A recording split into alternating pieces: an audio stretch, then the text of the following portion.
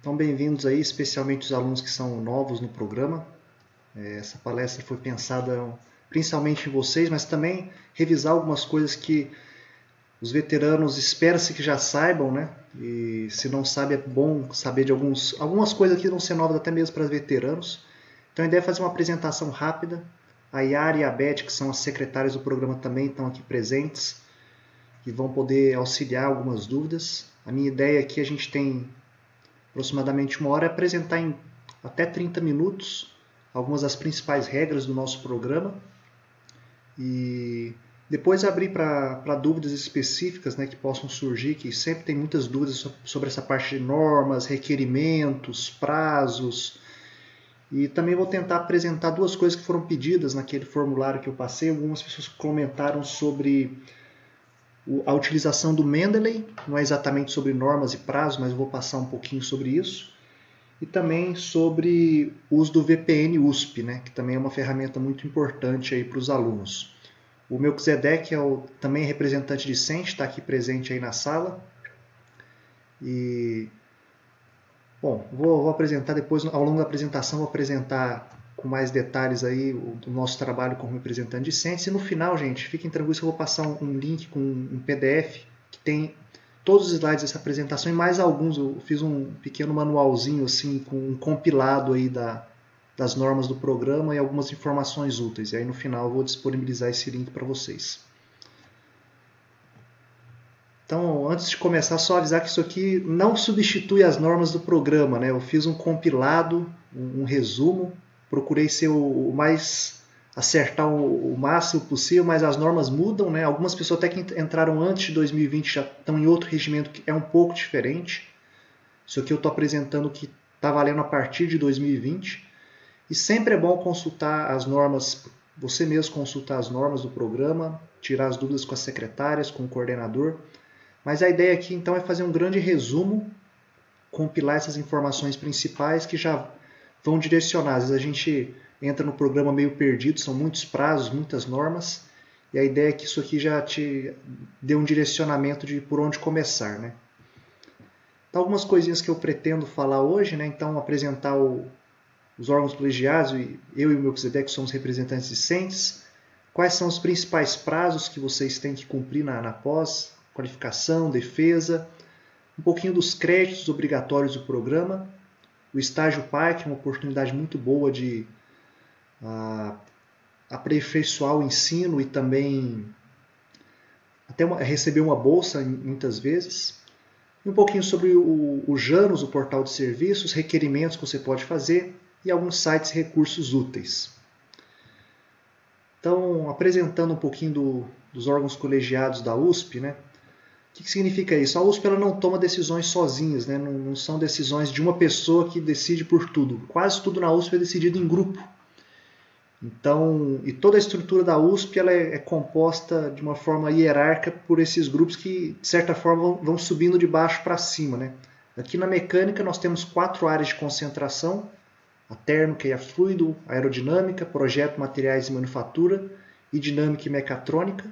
Todos os alunos fazem parte de alguma dessas áreas, né, de acordo com o seu orientador, sua linha de pesquisa. E representantes de cada uma dessas áreas compõem a CCP, que é a Comissão Coordenadora do Programa de Engenharia Mecânica, né, da pós-graduação. Então, tem representantes de cada uma das áreas, tem também o representante discente.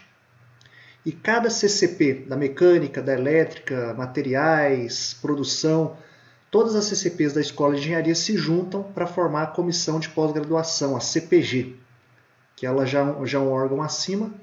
E todas as CPGs da USP inteira, IFISC, ICMC, Poli, cada uma delas tem uma CPG e todas elas se juntam para formar o Conselho de Pós-Graduação. Então as decisões da USP são sempre tomadas em grupo, né? Conforme a importância e a abrangência vão subindo aí os órgãos colegiados, né? Então o presidente da CCP é membro da CPG e cada presidente de CPG é um dos membros do Conselho de Pós-Graduação.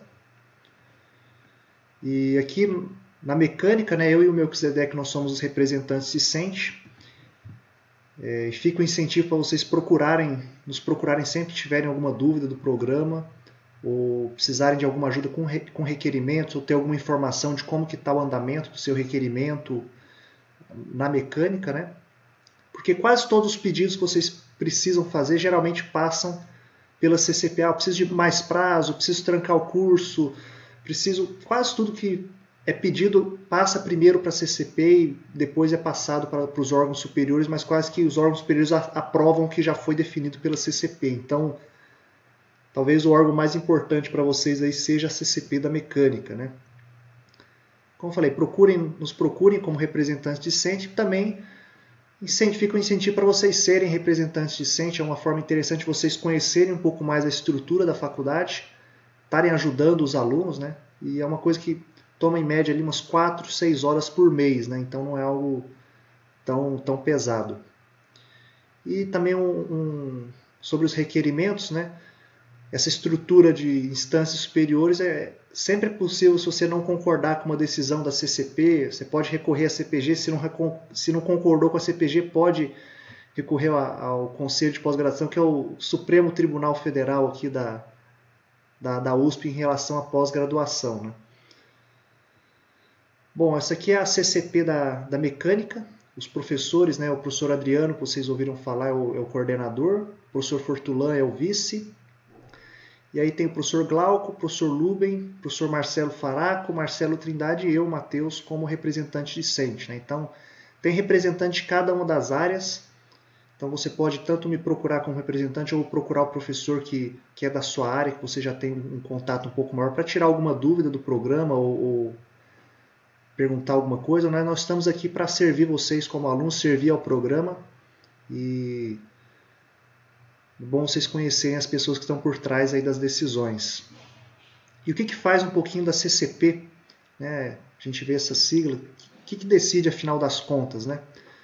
Então a CCP ela coordena o processo seletivo, então quem está por trás da prova, dos editais, das normas e também principalmente da distribuição de bolsas, né? Então como que vai funcionar a distribuição das bolsas CAPES, CNPq no programa, quais vão ser os critérios adotados.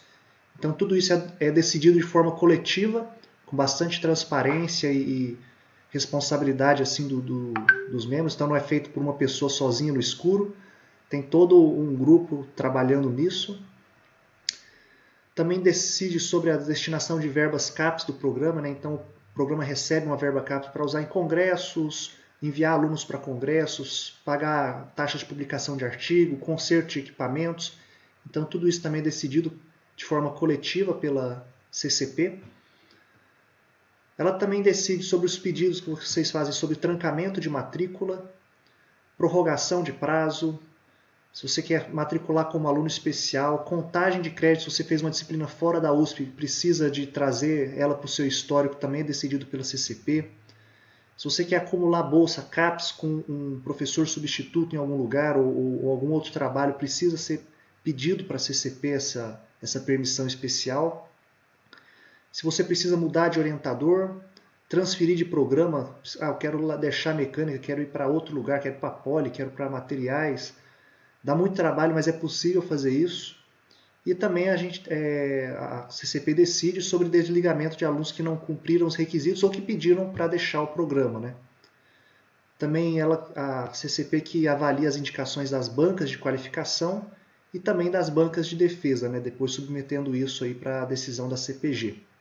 Então isso aqui é um pouquinho do que a CCP faz, então vocês veem que realmente está muito envolvido na vida dos alunos ali por trás das decisões, e vocês podem contar com a CCP para apoiar vocês, né? Então os pedidos que vocês às vezes vão precisar de prorrogação, trancamento, vou fazer um intercâmbio, eu preciso trancar, tudo isso passa pela CCP, e venham procurar, tem sempre esses caminhos para... Se você tiver dúvidas sobre por que decidiram isso, por que decidiram aquilo, eu estou sempre à disposição para explicar o que aconteceu, e sempre preservando também não vou falar quem falou o que, né, mas posso contar o resultado final das votações, que também são públicas e estão em ata, né? Então, indo agora para a parte dos prazos,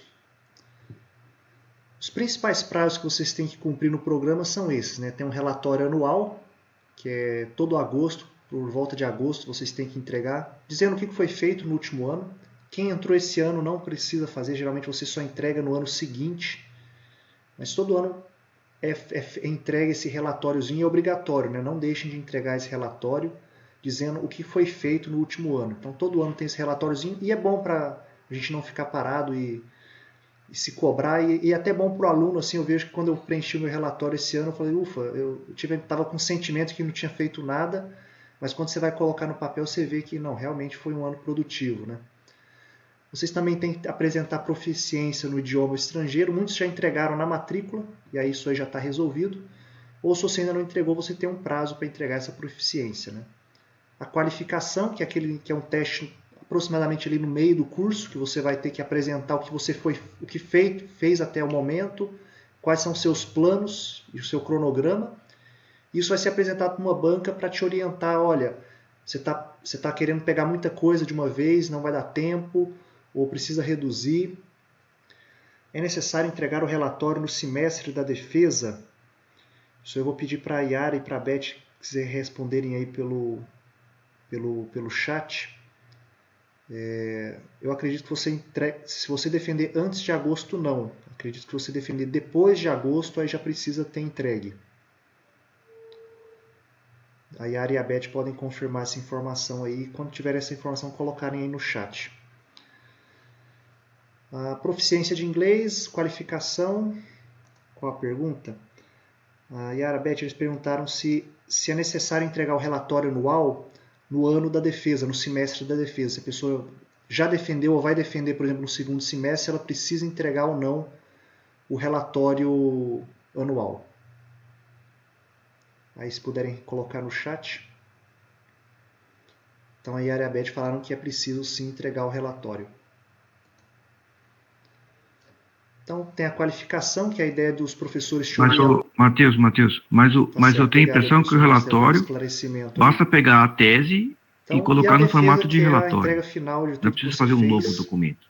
Então, sobre os prazos, né, do inglês, para quem não fez a entrega até o começo, até a matrícula, né, os alunos de mestrado têm 15 meses para entregar o certificado de inglês e os de doutorado até 27 meses. Essas aqui são as notas mínimas que o programa cobra, né, dos certificados. São vários certificados disponíveis, inclusive você pode conversar com as secretárias que alguns certificados extraoficiais podem ser entregues, né? Então, tem acho que um SICBEL aqui de São Carlos, eles têm uma prova que também é aceita, que é um pouco mais barata do que eu fazer o TOEFL, por exemplo. O TOEFL e o ITP, de vez em quando, ele é feito pela USP, de forma gratuita. Melquisedeque quer comentar alguma coisa? E a Aliança Francesa, que são mais baratos. Se você tiver numa emergência, está com 14 meses aí do mestrado, precisa entregar, vai lá, faz a prova e se garante para você não ser desligado do programa. Matheus, parece que além do SICBEL, se não me engano, acho que a Beth ou a Yara consegue confirmar isso, eu acho que tem uma outra prova também lá da Aliança Francesa aqui de São Carlos, que também serve. E aí ela é um pouco mais barata do que você fazer os oficiais.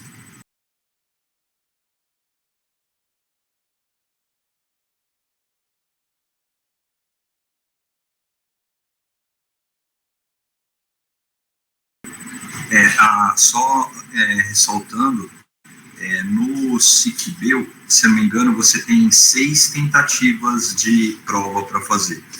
Eles têm 6 modelos de prova que são mais baratos, você pode fazer. Só que, além disso, eles oferecem, para quem tem um pouco mais de dificuldade, tem um curso preparatório que o SICBEL oferece, baseado nessas provas do exame, do ITP. E aí você faz o curso lá, realiza simulados e depois marca a prova. Então, às vezes, é até interessante procurar com antecedência. Se for o caso. Um comentário agora à parte, assim, tem esses certificados não oficiais, digamos assim, mas se você estiver pensando em fazer um período de sanduíche, ou tem essa vontade, né, aí já recomendo você tentar já fazer um certificado oficial, lembrando que geralmente eles têm duração de 2 anos, né, então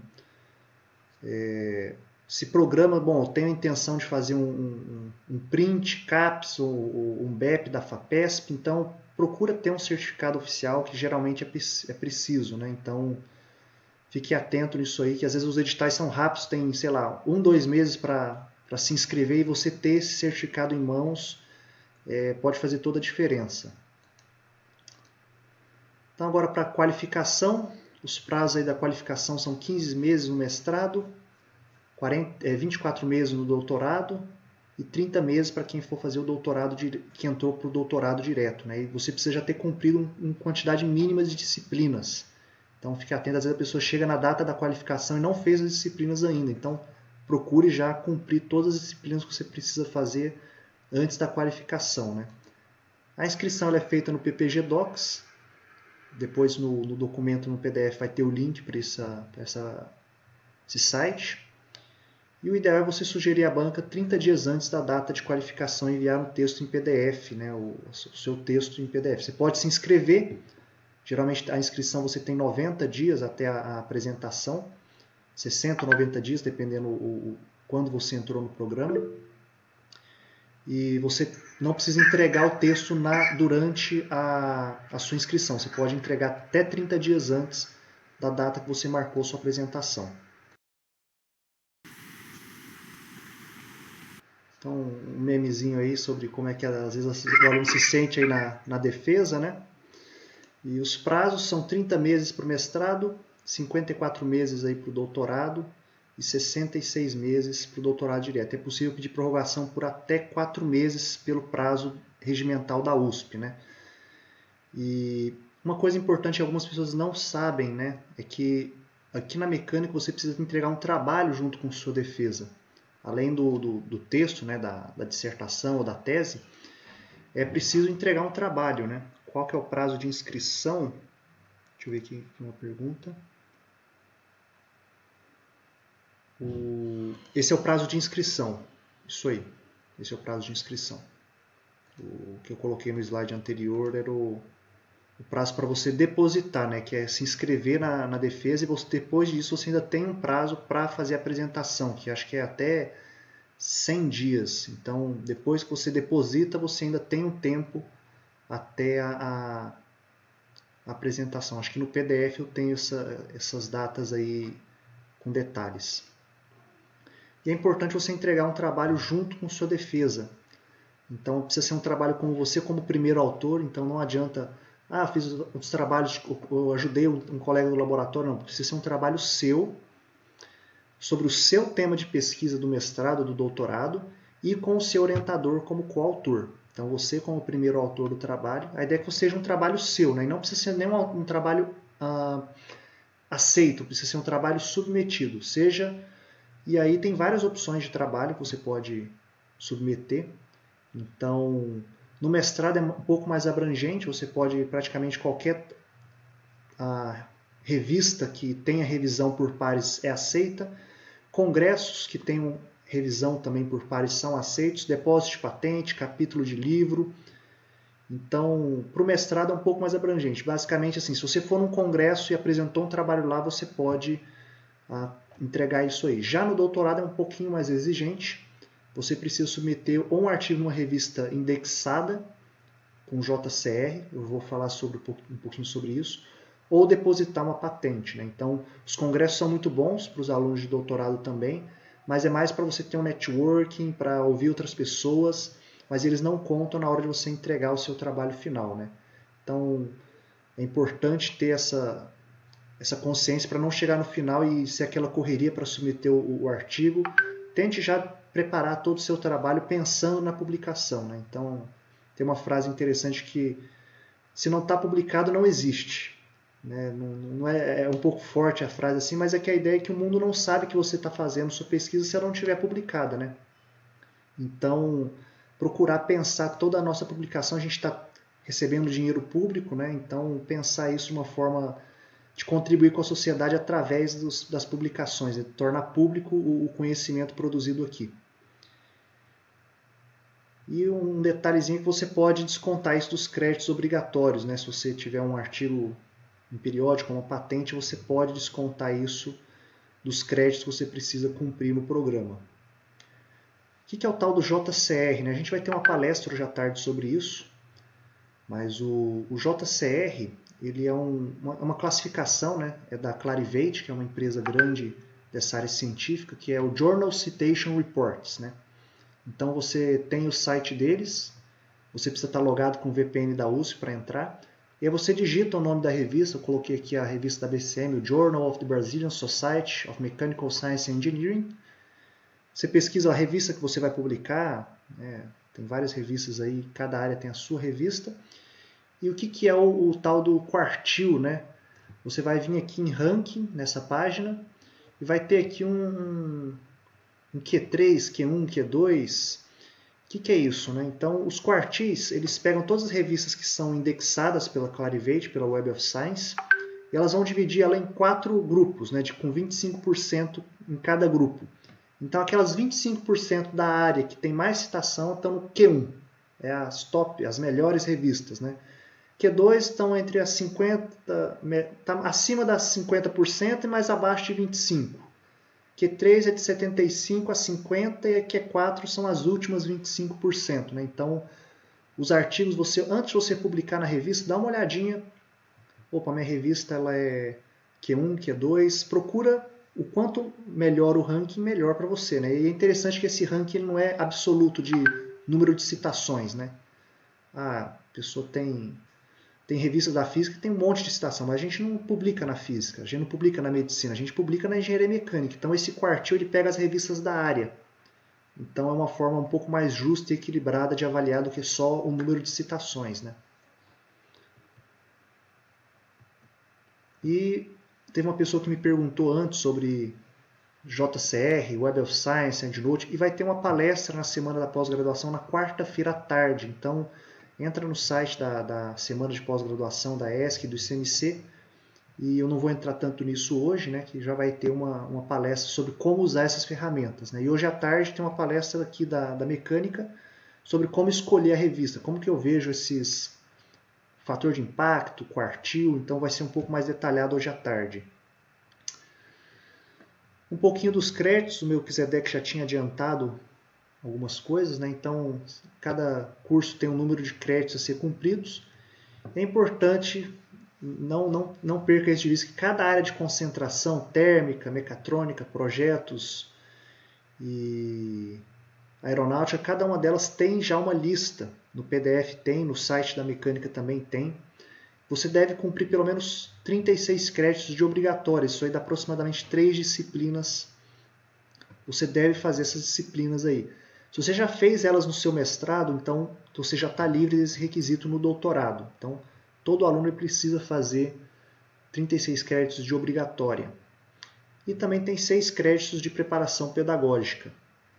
Então, tem a matéria da biblioteca de metodologia e pesquisa bibliográfica, como montar o seu projeto, e a matéria de preparação pedagógica, que é o requisito para o PAI. Né? O importante, quem tem bolsa CAPES de doutorado, você é obrigado a fazer o estágio PAI, que é ajudar um professor a dar aula. Então, se você é bolsista CAPES, você vai precisar fazer o PAI, faça essa disciplina para você poder ser estagiário PAI. Né? Sem essa disciplina não é possível. E um ponto importante é que você pode cursar disciplinas fora da mecânica também, né? Se por acaso tem uma disciplina da Poli ou da Materiais que te interessa, que faz sentido que o seu professor aprova, até mesmo uma disciplina fora da USP, é possível realizar e trazer os créditos para o programa. Um pouquinho do estágio PAI, né?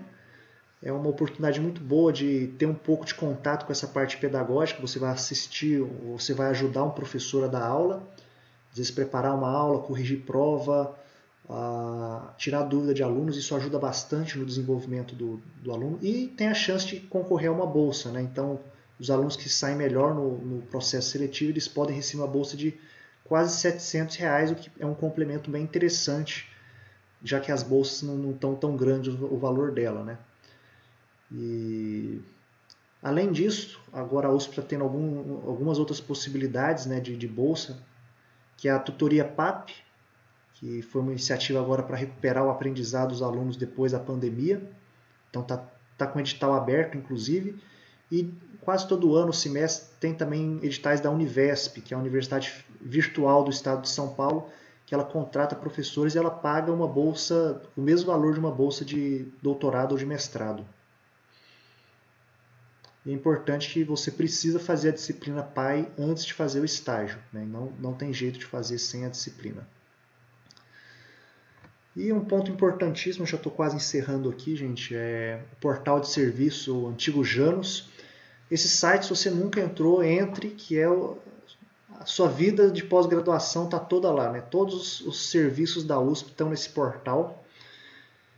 E você pode entrar tanto como procurando Janus USP na internet, ou portal de serviços USP, você vai encontrar, né? O portal de serviço ele é um site maior que ele tem o Janus dentro dele, digamos assim, mas ele pegou todos os sistemas da USP, Janus, Marte, Júpiter, todos os sistemas da USP estão nesse site portal de serviço de forma integrada, né? Então, a ideia é que a tendência é migrar somente para o portal de serviço e o Janus deixar de existir isoladamente. Um pouquinho aqui da interface dele. Então, eu acredito que a maioria já tem entrado, mas não custa mostrar o que você tem de recursos aqui, né? A aba que a gente mais usa é essa da pós-graduação, apesar que você também consegue, através do portal de serviço, até comprar crédito do bandejão aqui nessa aba restaurante universitário. Nessa parte aqui da aba da pós-graduação, a gente tem algumas informações bem importantes, né?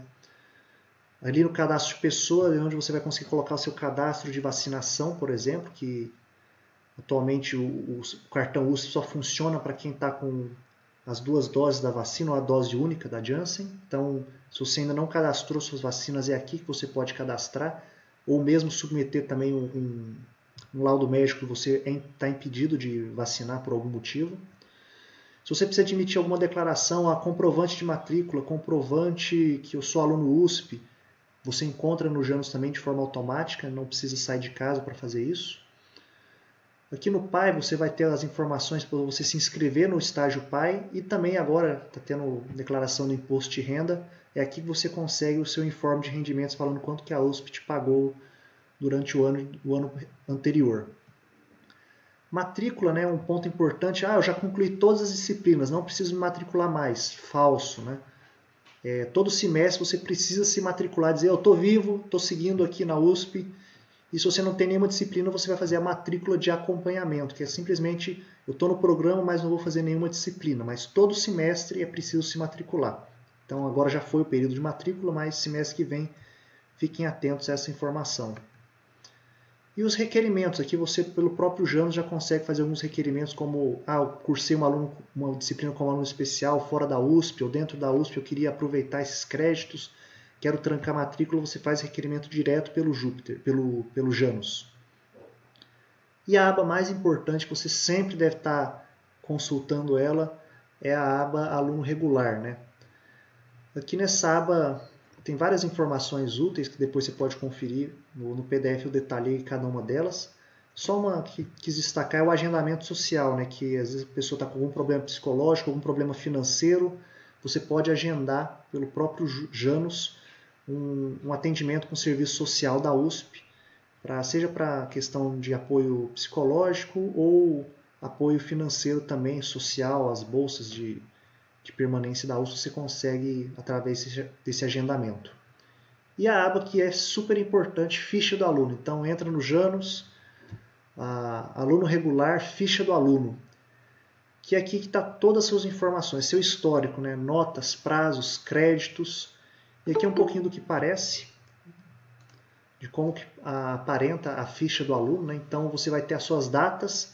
Então se você não olhou sua ficha do aluno, hoje é tarefa de casa, vai lá, olha a sua ficha do aluno, eu tenho que entregar a proficiência de línguas até qual data, minha qualificação até qual data que eu tenho, porque, gente, você agora está na pós-graduação e você é responsável pelos seus prazos, né? Então, a USP até manda um e-mail, mas não vai ter alguém assim, olha, fulano, você é responsável, todo mundo já é gente grande aqui, já é formado, então cuide dos seus prazos, eles são seus, né? Depois que o prazo passou, só adianta chorar. Então, atento nos seus prazos, porque o Janus ele é automático. Acabou o seu prazo, ele te desliga da USP e aí você tem que correr atrás, requerimento, é uma loucura. Então, assim, não tem jeito. Você fala assim, Matheus, desligou o Janus, volta para mim.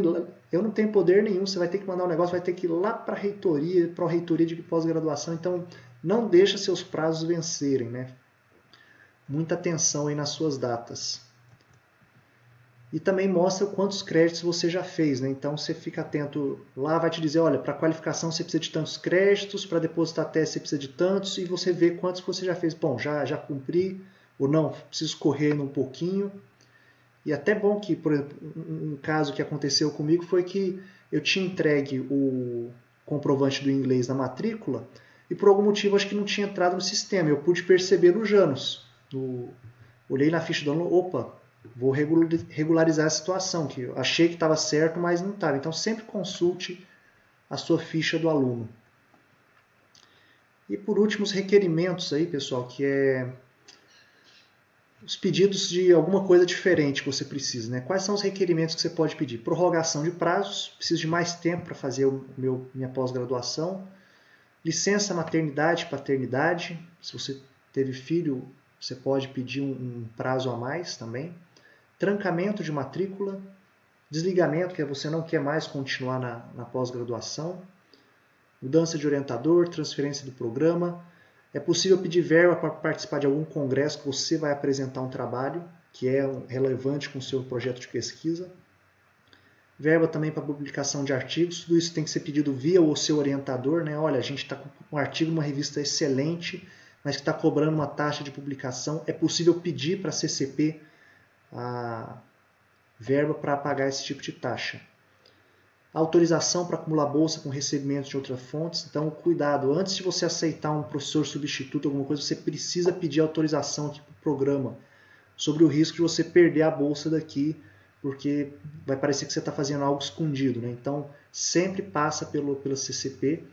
E até um ponto é que geralmente só é aprovado o bolsa de professor substituto, acúmulo de bolsa para quem já qualificou, que já mostrou que consegue dar sequência no seu trabalho. Se você ainda não qualificou, a ideia é você focar na sua pós e depois pensar em dar aula em algum outro lugar. E tem outros pedidos também que você pode fazer, né? Sobre prorrogação de prazo, que é uma questão que muita gente tem pedido agora nessa pandemia. Antes da pandemia você podia pedir até 4 meses só para o depósito, né? Então era só para o último prazo, os outros prazos não podiam ser alterados. Você mandava esse documento para a CCP, tinha que ter a assinatura do seu orientador dele de acordo, tinha que ter uma boa justificativa do por que você precisava daquele prazo, e um relatório dizendo assim, olha, em 4 meses eu consigo terminar e ter todo o seu cronograma. E com relatório do que você já tinha feito. E sempre pedir com 2 ou 3 meses antes. Isso vale para qualquer prorrogação. Eu vou falar da pandemia também. Não adianta, não faz sentido você pedir uma prorrogação muito tempo antes que vai demorar para ser aprovada, né? A CPG da Escola de Engenharia só estava passando adiante os pedidos feitos com menos de 3 meses. Isso é uma informação não oficial, digamos assim. E muita gente perguntando sobre os prazos da pandemia, tem gerado bastante dúvida, né? Teve uma prorrogação extra, então tem essa resolução do Conselho de Pós-Graduação.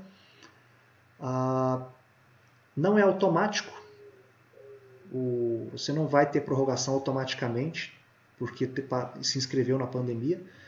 E o prazo é o seguinte, alunos até 2020, que estavam inscritos até 31 de dezembro de 2020, podiam pedir até 2 anos no total.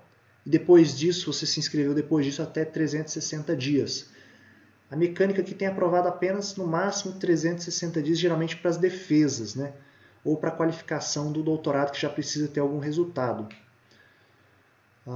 É importante, você só pode fazer esse pedido uma vez. Então, e deve incluir todos os seus prazos. Você não pode, vou pedir um pouquinho agora, vou pedir agora da qualificação, depois vou pedir da defesa. Não, você precisa fazer um único pedido com todos os seus prazos da pandemia, né? Porque acho que estava tendo muitos pedidos, então você vai fazer uma vez só. E tem que ser justificado, né? Se o seu trabalho é totalmente no computador de simulação, você entrou agora no final de 2020, 2021, eu quero 2 anos. Não faz sentido, né? Então a CCP ela vai avaliar a sua justificativa, se realmente faz sentido, e você só pode fazer esse pedido uma vez. Importante, isso não é prorrogação de bolsa.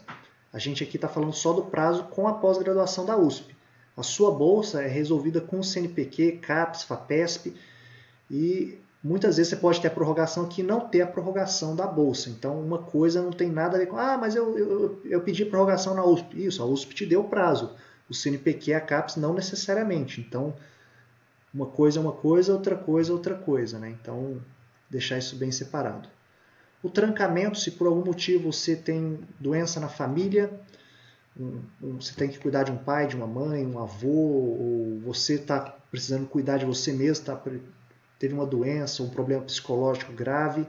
Se você tiver o laudo médico, se tiver a comprovação, você pode pedir o trancamento por até 1 ano. E aí sua bolsa é trancada também. E você vai ficar 1 ano sem receber, mas podendo se cuidar. Então, seus prazos ficam congelados, tudo congela, né? E quando você se recuperar, sua família se recuperar, você pode voltar ao programa e dar sequência, né? E o pedido também é feito pela CCP, né? Então você precisa do comprovante, o laudo médico, a justificativa. E quanto tempo você tem? O laudo médico me pede 90 dias para tratar essa doença, 6 meses, isso aí vai ser avaliado no seu trancamento, podendo ser prorrogado. Os requerimentos, onde que eu faço esses requerimentos? Né? Você pode, no próprio Janus já tem vários requerimentos que você pode fazer por lá. No PPG Docs você vai ter vários templates disponíveis de requerimentos, já um modelinho prontinho. E também por e-mail, você pode mandar um e-mail para a secretaria,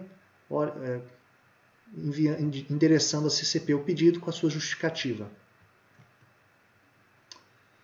E por último, alguns sites úteis e recursos importantes aí.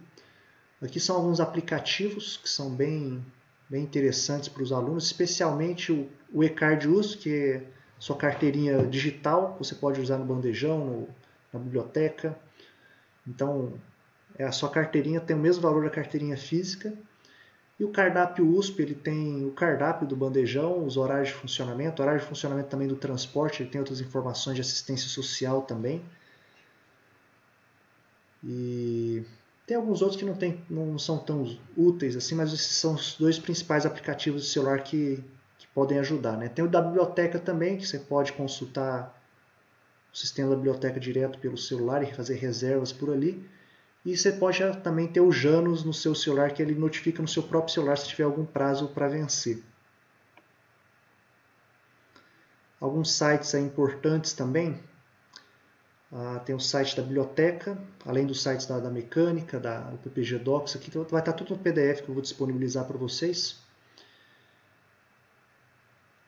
A Associação de Pós-Graduandos também fez um manual com algumas informações importantes. Vou deixar para vocês o link.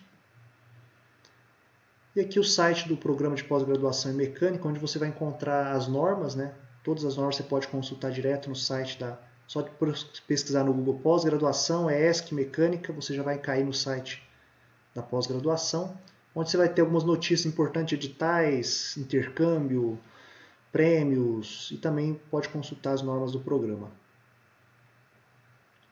Vou fazer um tutorial rapidinho aqui, já terminou essa parte das normas, mas alguém me questionou, me mandou uma mensagem sobre como instalar o VPN USP.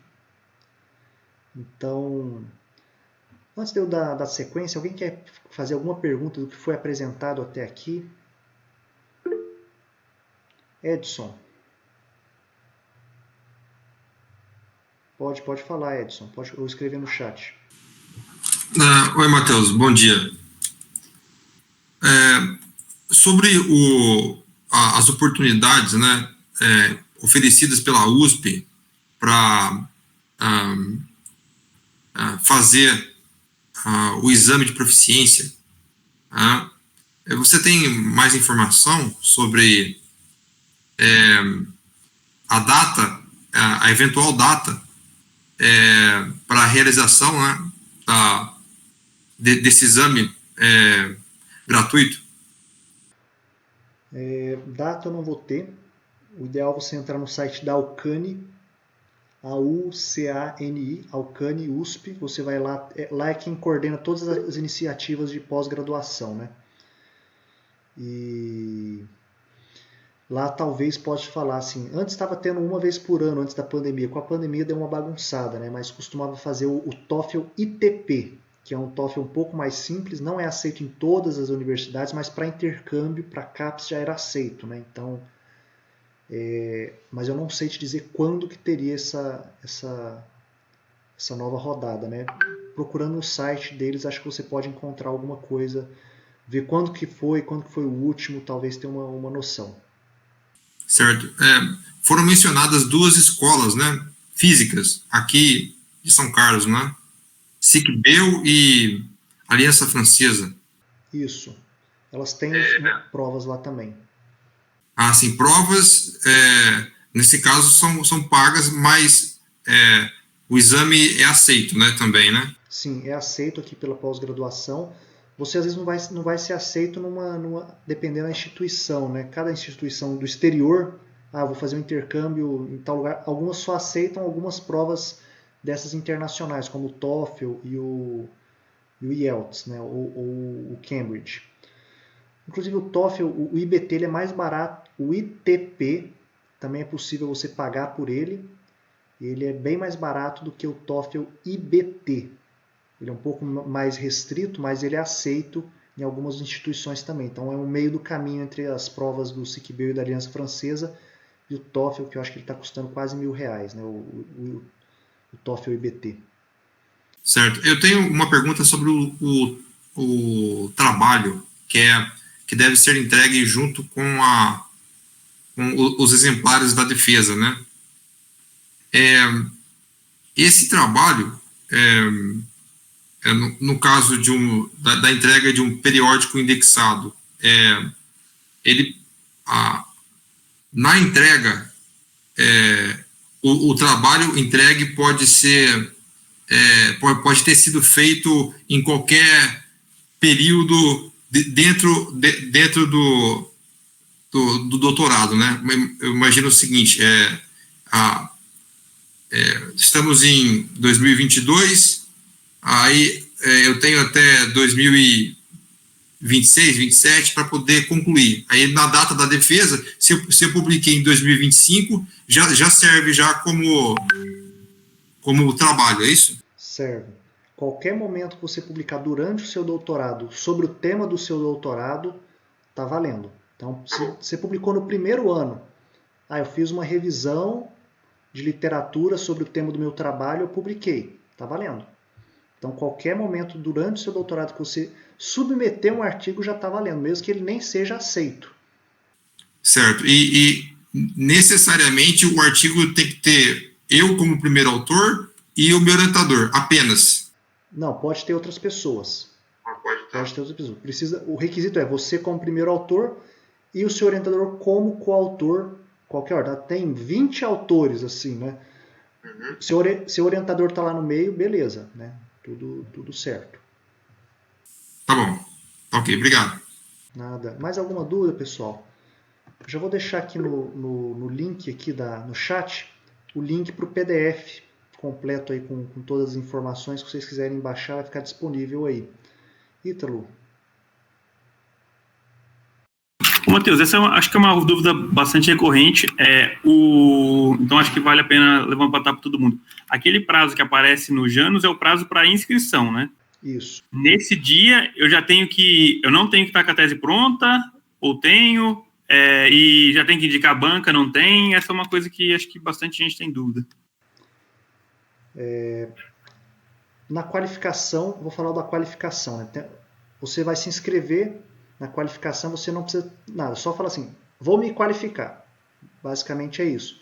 E até 30 dias antes da sua data de defesa, depois que você qualifica, seu Janus vai mudar e vai aparecer agora uma nova data. Já vai ter lá, você inscreveu tal dia, agora você tem até tal dia para apresentar a sua qualificação. E aí 30 dias antes disso, você precisa disponibilizar a banca e o texto completo. Para a defesa, eu acredito que é um pouquinho diferente, eu acho que você já precisa ter a banca no depósito. Porque eu lembro que tinha um negócio de, 2 prazos, um que era 45 dias e outro que era 60, aí somava dava 105. Eu achava que esse 45 era para aprovar a banca, mas não tenho certeza. Matheus, o Adriano talvez saiba a resposta aí. Bom, Matheus, então, quando você faz o depósito, você já tem que ter a tese, né? A dissertação e a tese pronta, né? Isso é uma discussão que teve lá na CPG um dia desses, né? E quando você faz o depósito, o material que você está depositando é o material que você vai defender. Você faz o depósito, material, tem lá os documentos, né? Deposita da dissertação a tese. Aí depois você tem um tempo, acho que 105 dias, eu acho, assim, para você defender esse material, né? Aí você vai depois fazer definir a banca, né? Aí você submete a banca pelo PPG Docs, submete a banca, aí a CPG, quem aprova a banca é a CPG, né? A CCP, ela só indica a banca, né? Para a CPG lá em cima. Depois que você indicou a banca, a CPG tem 45 dias para aprovar. Acho que é isso. A história de 45 dias é a aprovação da banca. Aí aprovou a banca. Depois que aprovar a banca, aí você tem um outro prazo lá para você defender, né? Mas geralmente, quando a gente já indica a banca, a gente já indica o dia, né? A data, né? E da defesa, né? E a gente pede que a banca seja indicada, né, com 45 dias, né, de antecedência da data da defesa, né? Se for menos de 30 dias da data da defesa, aí precisa ter aquela autorização dos membros da banca, eles conseguem ler o material com menos de 30 dias e tudo mais. E com menos de 20 dias, a gente não consegue aprovar a banca com menos de 20 dias da defesa, né? Então, às vezes, os alunos de doutorado, né, querem defender rápido, estão participando de algum concurso, professor, né? Então, já tem que se programar antes, que tem que ser com pelo menos 30 dias antes, para não ter problema da defesa. Então, o professor Adriano trouxe essa informação aí. Então, no depósito, Ítalo, tem que entregar, então, o texto e já sugerir a banca, né? Esse é o ideal, já ter o texto que vai ser defendido. Você tem um prazo para preparar a apresentação, né? Mas o texto já tem que ser entregue. Depois é possível corrigir o texto depois da defesa, mas aí é outra história. Rogério. Então, mas é importante ressaltar que são coisas diferentes. No Janus tem a data para você fazer a inscrição, que é o prazo que você tem que fazer. E o prazo para a entrega da tese da banca é outro período, já é um período depois, né? Eu acho que a inscrição é para qualificação e tese é depósito. Os nomes são diferentes. Uhum. Da inscrição da qual você pode só se inscrever e entrega um pouco depois o texto. Já na defesa, no depósito, você precisa de entregar o texto em PDF. Né? É isso. Às vezes tem um pequeno prazo ali, que às vezes é o tempo de encadernar, alguma coisa assim, mas é bem próximo. Assim, não é igual na qualificação, que é possível ficar, às vezes, até 1 mês, 2 meses sem entregar o texto. O encadernar, Matheus, daqui a pouco a gente não vai usar mais encadernação, né? Vai ser só digital, né? Eles estão preparando um depósito digital, né? Pelo Janus. Okay? Aí vocês vão fazer o depósito, o próprio aluno, o orientador, vão fazer o depósito pelo Janus. E aí já cai direto lá na CPG, lá. Vocês estão preparando ainda não saiu, não. Mas... Aí acho que a tendência com esse sistema totalmente digital, que aí fique um pouco menos flexível nessa questão de, eu posso entregar 1, 2 dias depois. Não, vai ter que ser entregue tudo digital. Você depositou, você já tem que mandar o PDF. Sim. Gente, alguma outra dúvida? Eu posso fazer o tutorial do VPN. Teve alguém que falou sobre o Mendeley. Não vou conseguir fazer. Depois, se quiser mandar uma mensagem pessoalmente para mim, vou deixar meu contato no final. O Mendeley é uma super ferramenta de referência, mas não dá tempo de eu apresentar ele aqui hoje, né? Vocês podem até pedir para a biblioteca dar um curso sobre isso aí, ou algum veterano seu que já tem isso aí, mas eu posso fazer isso em outro momento, né? Agora, infelizmente, não vai dar tempo. Eu coloquei alguma coisa no PDF que eu coloquei o link para vocês. O VPN, que é uma ferramenta muito importante aí, ele é bem fácil de utilizar. Então, você vai entrar nesse site, na informática, esc.usp.br, vai procurar lá VPN, vai colocar como configurar, escolher o seu sistema operacional, se é Mac, se é Windows, se é no Android que você quer usar, no Linux. Então, no Windows é esse programa Cisco N-Connect, e é bem fácil de usar. Você vai baixar o instalador, seguir as instruções que estão na própria página ali da USP, e depois que esse programa está instalado, basicamente você digita, deixa eu colocar aqui o ponteiro, né? Você digita esse endereço vpn.semfio.usp.br, vai aparecer um lugar para você colocar o seu número USP e a sua senha USP. E pronto, você já está conectado no VPN da sua casa, você tem acesso aos periódicos CAP, que é a CAPES do portal de periódico da CAPES, e os periódicos que a USP assina. Além de ter acesso a várias ferramentas que só você consegue acessar por um IP da USP. Então é algo bem fácil de usar. Só voltar aqui, entre nesse site.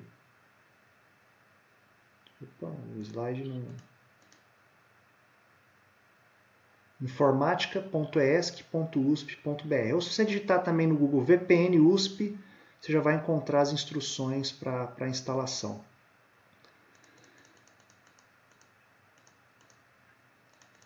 Sobre o gerenciador de referência não vou conseguir falar hoje, mas só sugiro muito fortemente que vocês usem o gerenciador de referências, ajuda muito no trabalho. E deixar aqui para vocês o meu contato, meu e-mail também. Também tem o e-mail da pós, se vocês quiserem tirar alguma outra dúvida.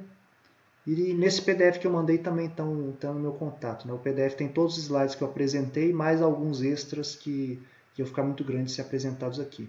Professor Marcelo, quer comentar então? Quero sim.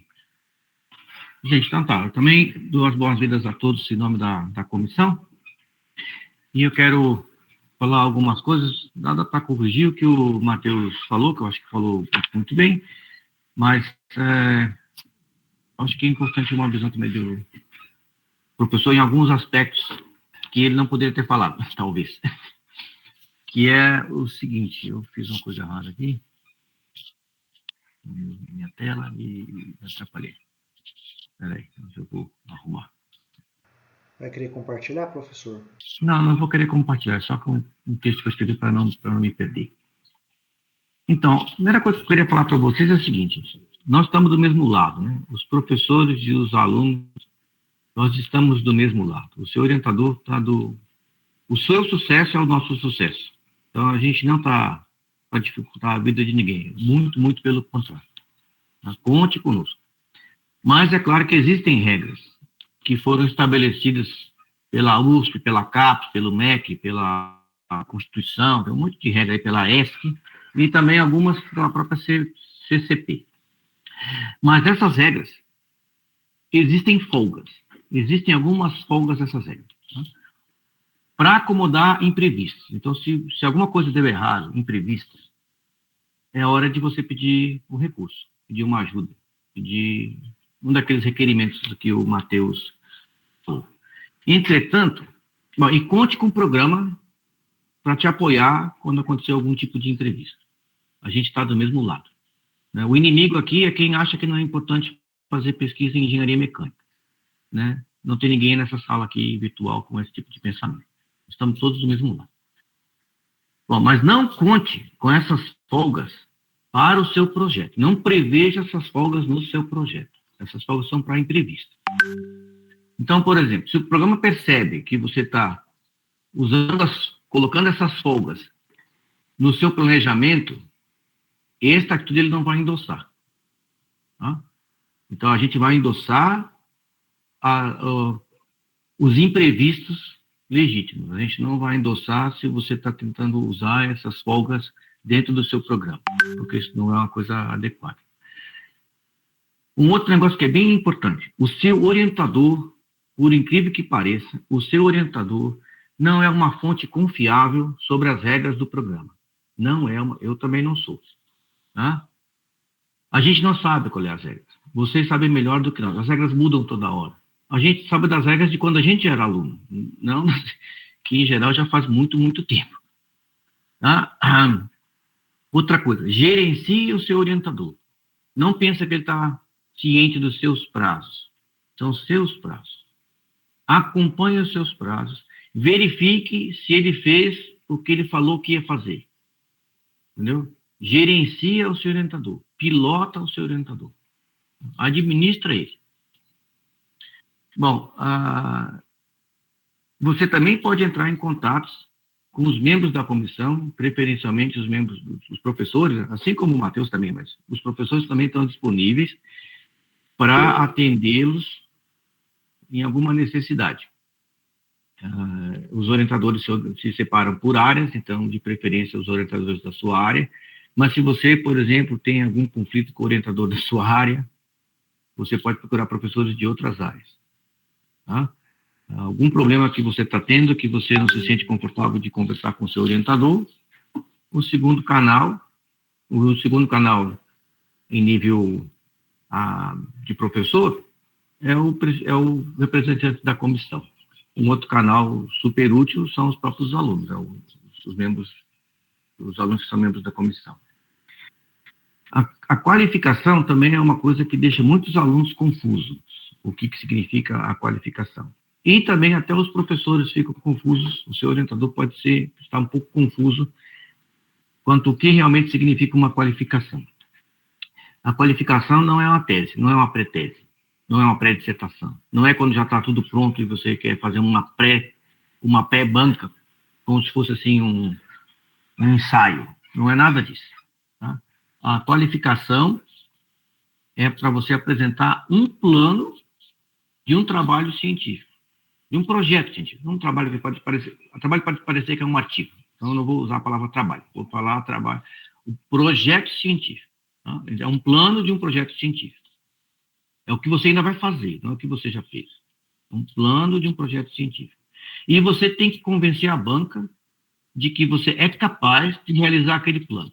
Daí vem o estudo que você vai ter feito, a banca pode questionar, né? Você vai ter que escrever de uma forma convincente, mostrando que você tem conhecimento, mostrando que você domina razoavelmente aquele assunto, que você está em condições, e que aquele trabalho é científico. Né? Porque, às vezes, tem coisas que você consegue fazer, mas não é científico. Então, precisa ser um trabalho científico e você seja capaz de fazer. Você não precisa mostrar que você já realizou partes dele. Tá? Não é preciso